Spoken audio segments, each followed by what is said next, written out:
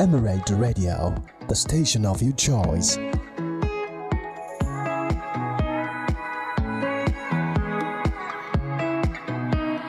We take the lead among all radio stations. Emirate Radio, the station of your choice.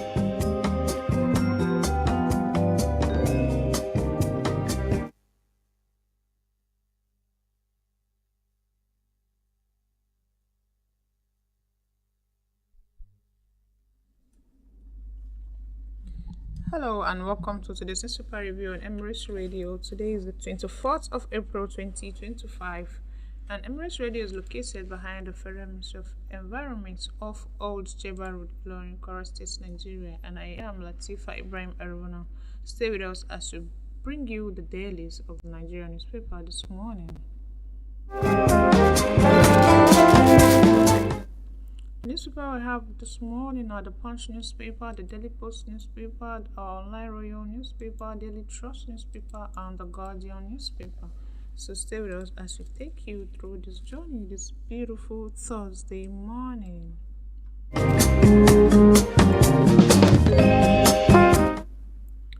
On the Punch newspaper this morning, UTME begins today with over 2 million candidates. Still on the Punch newspaper, Lagos LG chair aspirant withdraws for Obasa's son. Still on the Punch newspaper, 2027 power shifts, opposition weakens as more PDP governors, senators eye APC. Still on the Punch newspaper, this morning, INEC moves to legalize voting without PCV. Lastly, on the Punch newspaper this morning, Mora insists on drug tests for core members.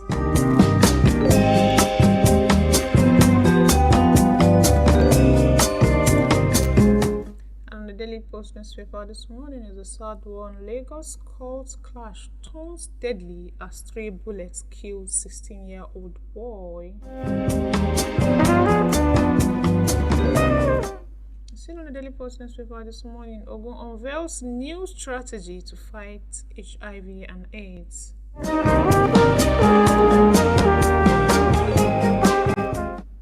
Still on the Daily Post newspaper this morning, enough is enough. Tinubu issues marching order to NSA serving chiefs. And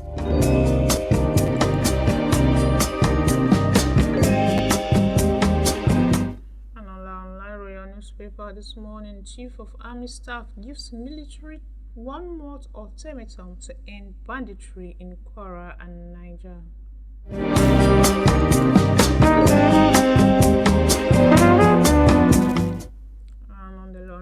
Newspaper this morning, Emir of Ilorin thanks President Tinubu, Governor Abdulrazak orders over 85th birthday wishes.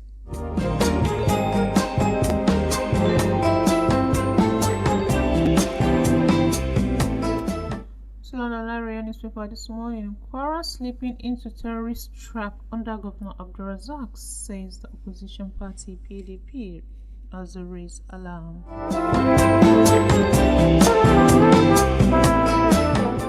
Still on the Nigeria newspaper this morning, Emir of Ilorin pledges support for EFCC in the anti-corruption crusade.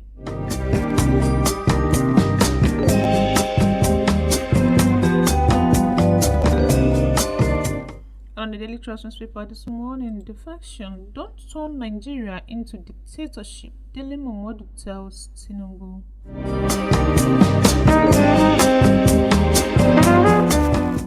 Still on the Daily Trust newspaper this morning, new terror group Mahmouda intensifies attacks. On the Guardian newspaper this morning, Lagos has shortfalls of 66,000 doctors, nurses, says government.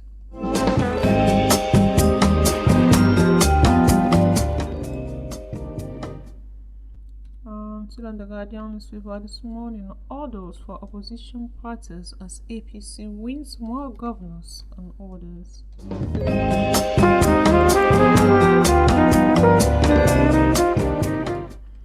Still on the Guardian newspaper this morning, 10 billion naira Aso Rock solar project on admission of power sector failure, says Huriwa.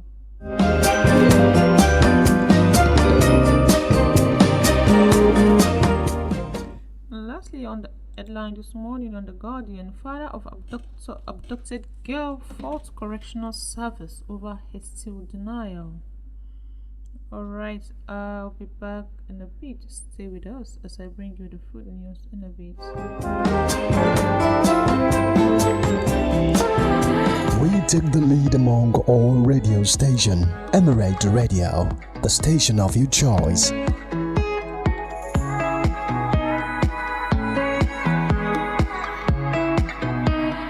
We take the lead among all radio stations. Emirate Radio, the station of your choice. Alright, welcome back. UTME begins today with over 2 million candidates. No fewer than 2 million candidates who completed the registration process for the 2025 Unified Tertiary Matriculation Examinations are set to sit for the exams beginning today across all 36 states of the Federation and the Federal Capital Territory. This figure was obtained from the data provided by the Joint Admission and Matriculation Board, which was confirmed that the registration windows for this year's UCME opened on February 3rd and closed on March 8, 2025, giving candidates a full month to complete the process.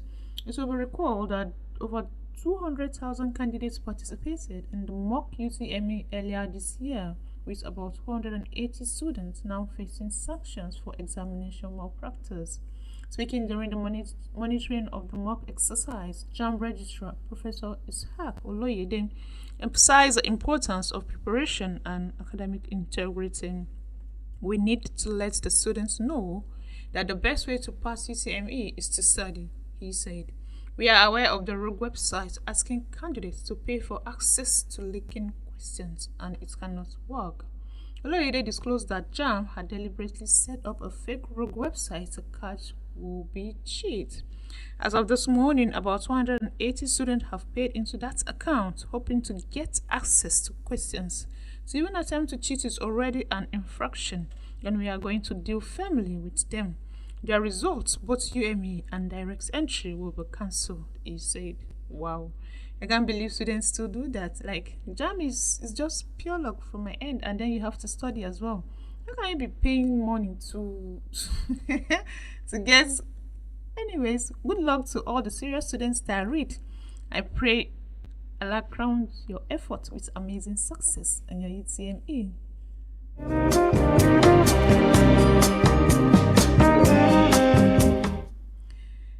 Still on the Punch newspaper this morning, Lagos LG chair aspirant withdraws for Obasa's son.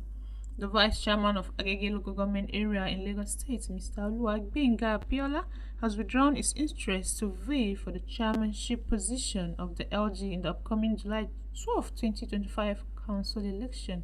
Abiola said he stepped down for Abdulgani Obasa, son of the Speaker of the Lagos State House of Assembly, Mudashir Obasa.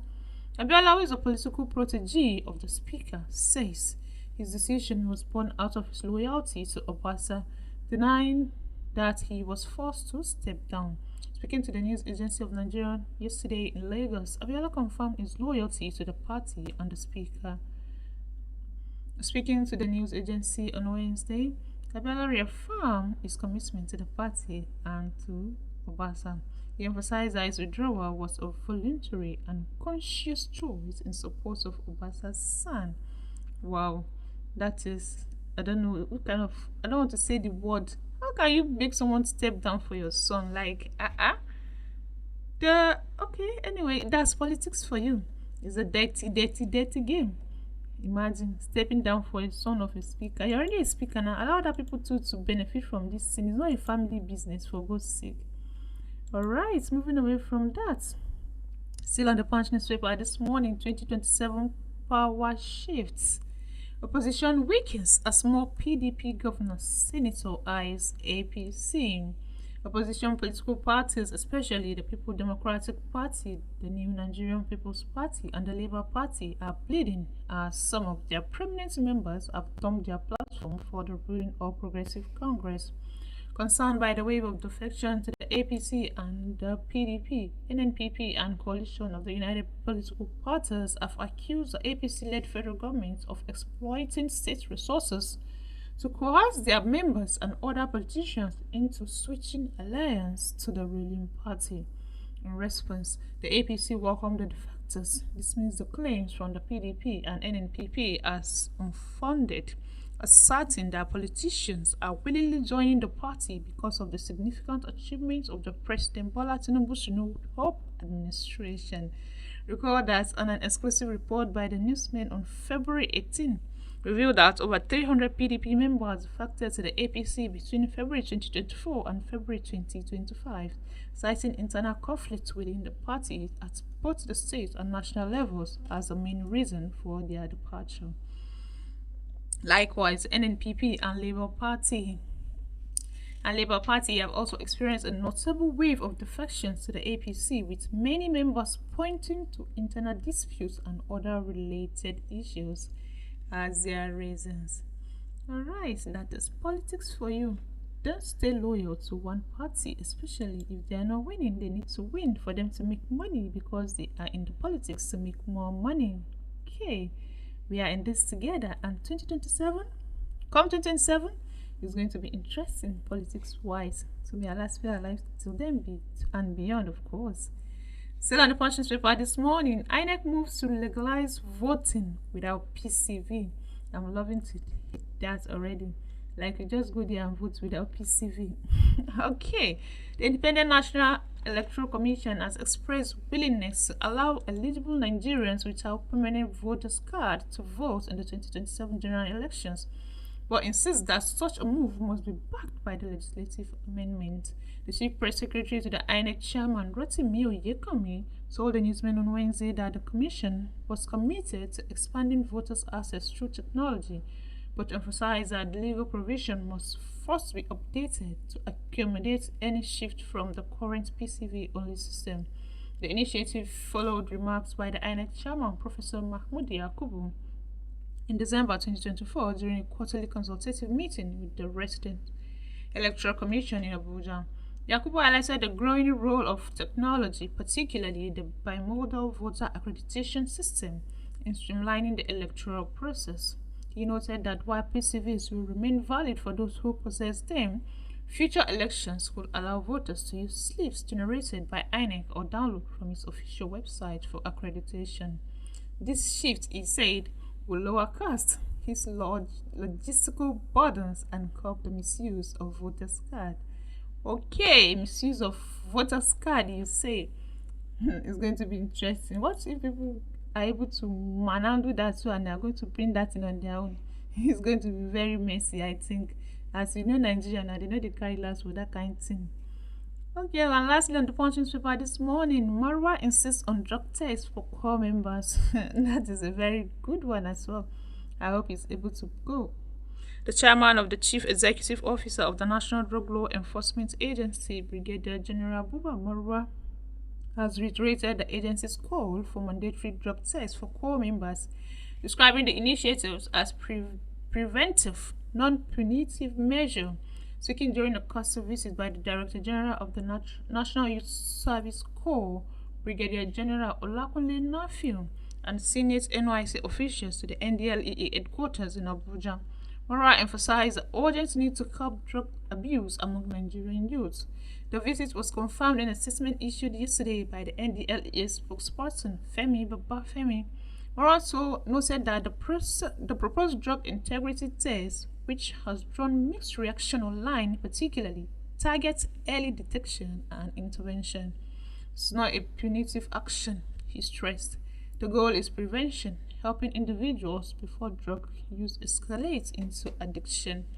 Citing data from the National Drug Surveys, he revealed 1 in 7 Nigerians aged 15 to 64 is involved in drug use.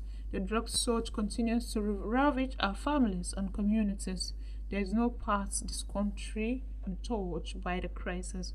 I really wish that is going to happen soon because it's going to help a lot of people, and it's going to help a lot of pupils in school as well. As those into drug treat some pupils in school they teach or where they work, like I don't know, it won't be good. I just hope it goes through. Like they should test the prospective, what they call them, prospective core members before they enter the camp. So that means they'll be off the drug for a very long time before they'll be able to come and apply to go for NYC. I'm really loving that as well. So let's go on a short break and we'll be back in a bit. We take the lead among all radio station. Emirate Radio, the station of your choice.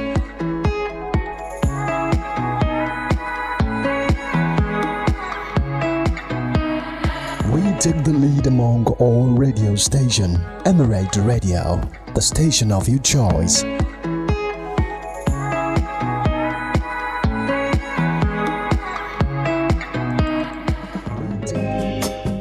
Alright, welcome back to the newspaper review on Emirate Radio this morning. You're still listening to us on Emirate Radio. The newspaper this morning is the Daily Post newspaper, and it's a very sad one at that. The Lagos court clash turns deadly as stray bullets kill 16-year-old boy. A tragic incident unfolded on Monday in the Oyinbo area of Ebute Metta, Lagos State, as a 16-year-old boy, identified only as Mustafa, lost his life to a stray bullet during a suspected court clash. The violence erupted shortly after a peace walk organized by the local youth aimed to promoting unity and addressing the surge in court-related violence within the community. According to reports, the march had just concluded when a disagreement broke out among participants. An eyewitness recounted that the confrontation quickly escalated when an individual believed to be a cultist brandished a firearm and began shooting indiscriminately. In the chaos, Mustafa was struck by a stray bullet. Residents described the teenager as a peaceful and well-mannered youth with no known ties to any cult group. Mustafa just came out to support the work. He was not part of any gang. He is a calm and responsible boy. He was taken to the hospital after the bullet hit him, but he died on the way, a source said. The shooting sparked fear and confusion in the area, bringing the event to an abrupt end. It was also gathered that one of the organizers of the walk sustained gunshot injuries and is currently in critical conditions. Wow, that is a really, really sad one. He's so young and promising. Allah forgive him all of his sin. Still on the Daily Post newspaper this morning, Ogun unveils new strategy to fight HIV and AIDS. The Ogun State government has unveiled a new strategic plan aimed at achieving zero infection and ensuring sustained treatment and care for people living with HIV and AIDS epidemic. Commissioner for Health, Dr. Tommy Coker, made this known at the opening of a 3-day stakeholders engagement meeting towards developing the state's HIV and AIDS strategic plan for the 2025-2027 in Abeokuta yesterday. Coker, represented by the Special Advisor to the Governor on Health, Dr. Tayo Lawal, affirmed that the new development will play a significant role in the lives of the people living with HIV. Commissioner stated that it is no longer news that donors are drastically withdrawing their support, unlike during the World Bank era when support was at its peak. We are all witnesses to the current state of HIV response in the country. However, the fight against the disease cannot be won by the government alone.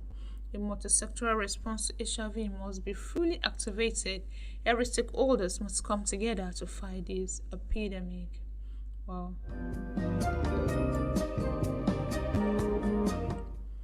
Still on the Daily Post newspaper this morning, enough is enough. Tinubu issues marching orders to NSA and service chiefs. President Bola Tinubu has issued marching orders to security agencies to tackle insecurity within the country. Tinubu, while ordering a complete overhaul of Nigeria's security strategies, said enough is enough. He issued the directive during a meeting with security chiefs on yesterday at the presidential villa in Abuja and was contained in a statement signed by spokesperson Bayo Onanuga. They have been killing in Borno, Benue, Plateau, and Kwara State. However, the statement said the National Security Advisor NSA Nuhu Ribadu, while addressing State House correspondent after the meeting, said Tinubu directed a new approach to tackling insecurity across the country.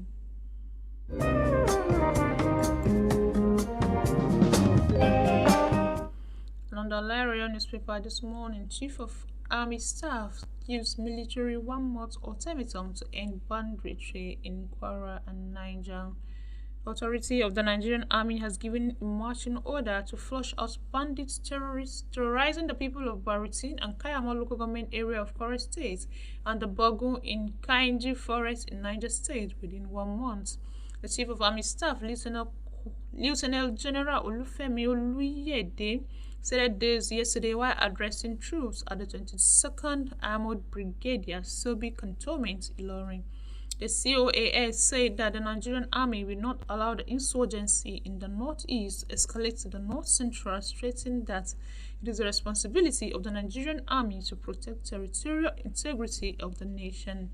He said no single part of the territory will be allowed to integrate or be taken away by insurgents in any form, either in form of bandits or Boko Haram or whatever name they may call it. I am giving you 1 month from now to recover all territory in Baritin, Kayama and other areas in Kainji Forest to the territorial integrity of Nigeria. The bandits must be flushed out of the Nigerian territory in the next 1 month.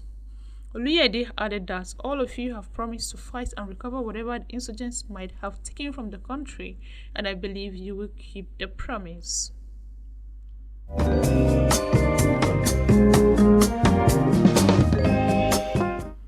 Still on the online Royal newspaper this morning, Emir of Ilorin thanks President Tinubu, Governor Abdul Razak and others over his 85th birthday wishes. The Emir of Ilorin and Chairman of Kwara State Traditional Rulers Council, Mai Martaba Alhaji Dr. Ibrahim Sulu Gambari, CFR, has expressed his heartfelt gratitude for the fervent prayers and goodwill messages extended to him to mark his 85th birthday. This is contained in a statement issued yesterday by his spokesperson, Malam Abdulaziz Arowona. He especially thanked Nigeria's President, His Excellency Asiwaju Bola Ahmed Tinubu, GCFR, the Governor of Kwara State, His Excellency Mala Abdurrahman Abdurazak, CON, members of the National Assembly, members of the State Executive Council, members of the Kwara State House of Assembly, Traditional Rulers Association, groups, corporate organizations, head of government ministry, departments and agencies, local government chairman, market men and women and other well-wishers globally for their prayers and compliments. The Emir also extended his profound appreciation to the entire indigents and residents of Ilorin Emirate Council, especially the Ilorin Emirate Descendant Progressive Union, and other prominent socio-cultural associations, religious body, captains and of industry, traditional chiefs and title holders, youth association, as well as the Council of Ulama for their outstanding support. Alhaji Sulu Gambari said, "Your kind words, prayers and good wishes have warmed my heart, and I am extremely grateful for your love, support and demonstration of true commitment to the peace, unity and harmony in our nation. This is a reflection of my mandate of ensuring that peaceful coexistence continues to reign in our dear Ilorin Emirates, Kwara State, and Nigeria at large. I give glory to Almighty Allah that my new age has further provided a platform for more collaboration and advancements of our valued heritage of dedication and commitment to the teaching of Almighty Allah for the benefit of mankind."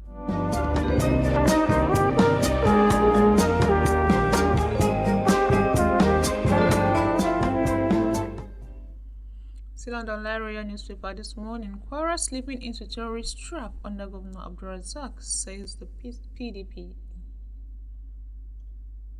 The People's Democratic Party in Kwara State condemns in the strongest term the rising spat of insecurity that had recently engulfed various parts of the state, particularly the inhumane incidents in Kayama, Baritin, and other parts of Kwara North, including the recurring kidnapping along Obu Ayegunle axis of Kwara South region.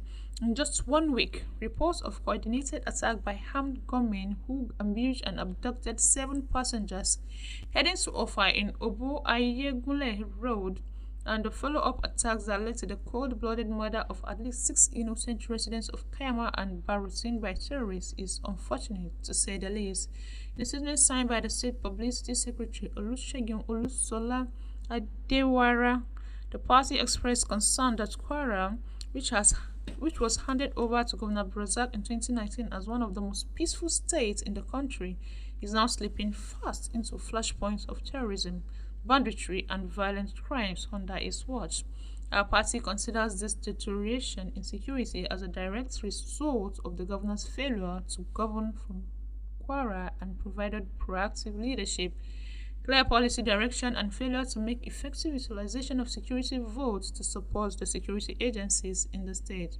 The governor's recent condolence visit to Kayama without visiting the actual scene of this horrifying attack or visiting the affected bereaved families who are still mourning their loved ones is the height of political rascality, insensitivity, and a gross disrespect for the sanctity of human life. Such a visit staged merely for photo adverts portrays a governor as a failed leader who is disconnected from the agony and fears of the people he claims to serve.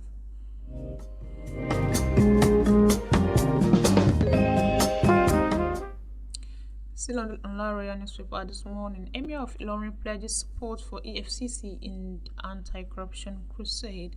The Emir of Ilorin and Chairman Kwara State Council of Traditional Chiefs, His Royal Highness Alhaji Dr. Ibrahim Sulugambari CFR, has pledged unwavering support for the traditional institution of the states to the Economic and Financial Crimes Commission EFCC in its relentless fight against the corruption.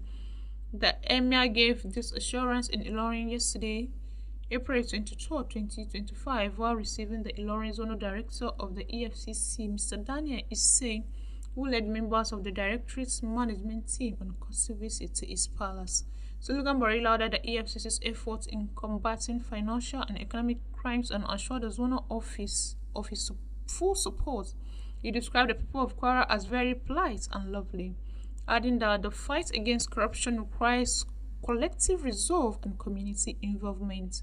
The revered monarch, a former justice of the Court of Appeal, offered heartfelt prayer for the success of EFCC's executive chairman, Mr. Ola Olukayode, in the weight responsibility entrusted to him. He fondly recalled attending the commissioning of the Commissioner's ultra-modern office in Ilorin a few years ago and expressed readiness to continue supporting the EFCC's mission. He also extended the royal blessings to the Zonal Director and his team, assuring them of the palace's readiness to assist whenever called upon.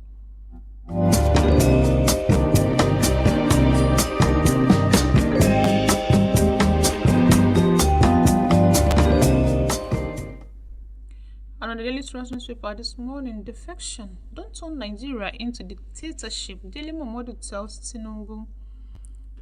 Momodu made the call. A former presidential aspirant of the People's Democratic Party, Daily Momodu, has advised President Bola Ahmed Tinubu to not turn Nigeria into dictatorship.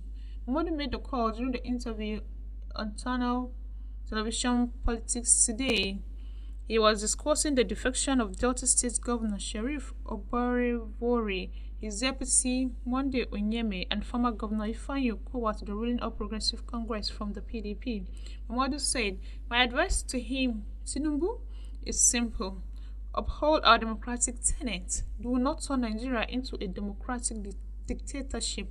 No matter what happens, you were a pro-democracy man before becoming the president. Please allow democracy to breathe in Nigeria. If you don't, I can bet my life that later in life, it will be deeply regrettable." Momodu said that he was not surprised by Okowa's defection to the APC, saying that the former governor has been under serious harassment. He added, "I'm not surprised about it. He has been under serious harassment in recent times. It's nothing new.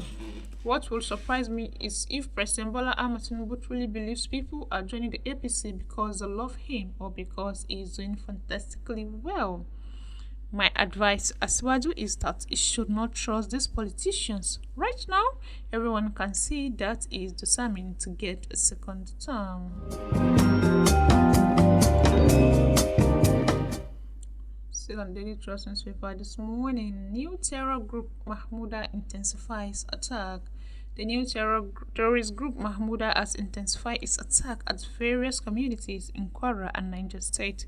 Suspected members of the new terrorist group Mahmuda were said to have attacked communities in Ilesha Baruba and Kemanji, Barutin and Kayamal government areas of Kwara State. They had reportedly killed some vigilantes in the state. Newsmen gathered that the assailants, who were on military camouflage riding motorcycles, zoomed a market square at 9:30 p.m. and opened fire on the residents before they zoomed off. 4 Fulani, a vigilante, and 19-year-old teenager who were hit by a stray bullet reportedly lost their lives during the attack. According to residents of the area, the fresh incident is coming in the wake of a similar attack the same day in the neighboring Kayama, where a vigilante was killed. That is a really, really sad one. I pray the security agencies will be able to look up to that, and the governor as well.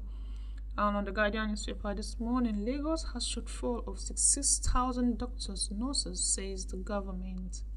Lagos state government has revealed that the state needs an additional 33,000 doctors and another 33,000 nurses to provide adequate medical care to the residents. The State Commissioner for Health, Professor Latifah Ibrahim-Arowona, who disclosed this yesterday during a media brief to mark the second year of the second term of Governor Babajide Sanwo-Olu in office, stated that there are 7,000 doctors in the state, but the state needs an additional 33,000. Abayami, however, said that the state government is working to bridge the gap through the State University of Medicine and Health, saying within 5 years, UMH will produce about 2,500 healthcare workers yearly in Lagos State. Other cadres will include laboratory scientists. According to the commissioner, only 1.2 million have taken up a health insurance policy with the State Health Insurance Agency, which is 41.17% of the registered population, while the 419 health facilities are providing services under the health insurance scheme.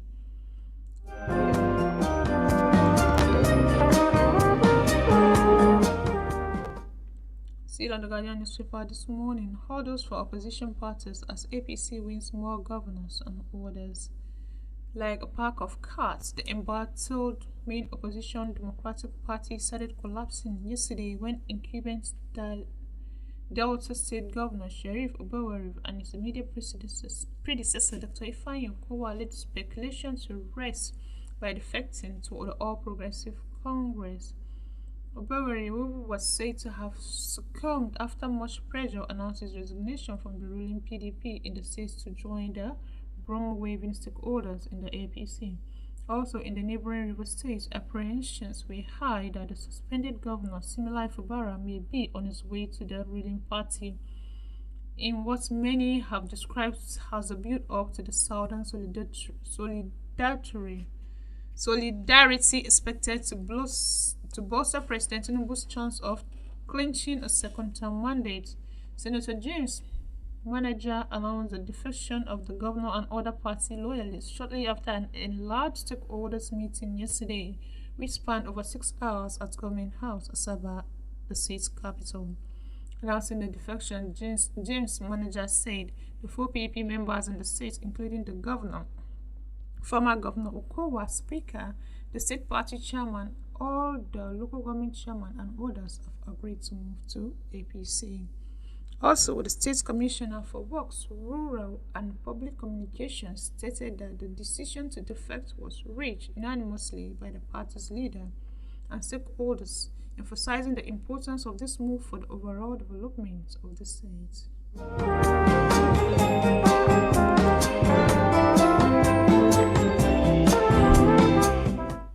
Lastly, on the newspaper review this morning on the Guardian newspaper, 10 billion naira Aso Rock solar projects on admission of power sector failure, says Huriwa.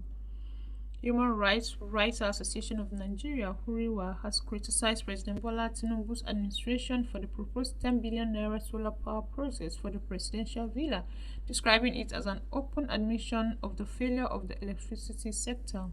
But the presidency defended approval of the project by the Federal Executive Council amid outcry over the cost and timing of the initiative.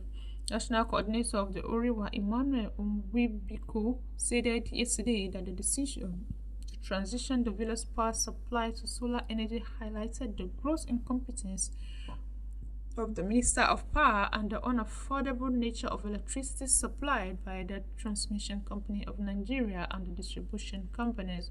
The group asserted that, citing the cost of the shift to solar energy proved the federal government was aware that electricity tariffs imposed on citizens by the DISCO were unsustainable and fraudulent. It pointed to the president's defense of the project, drawing comparison to solar power usage at the White House in Washington, D.C. as evidence of misplaced priorities.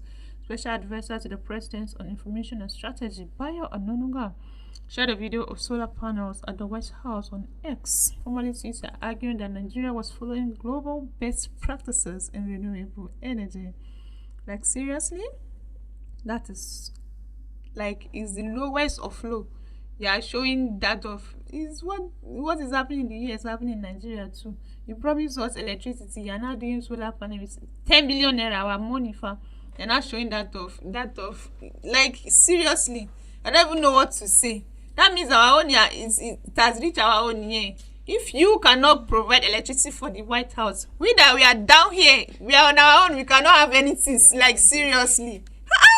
It's in the lowest kind of low. Mr. President, this is the lowest form of kind of low. Bayo Ononuga is the lowest form of low. Anyway, that brings us to the end of today's newspaper review on Emirate Radio. If you want to read any of those news and more, you can pick up the newspaper and go through them. Thank you for listening to today's episode of Newspaper Review on Emirate Radio. I am Latifah Ibrahim-Arowona. Have a great day.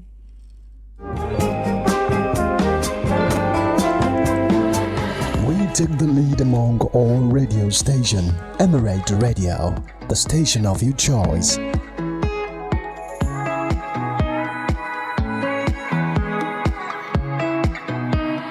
We take the lead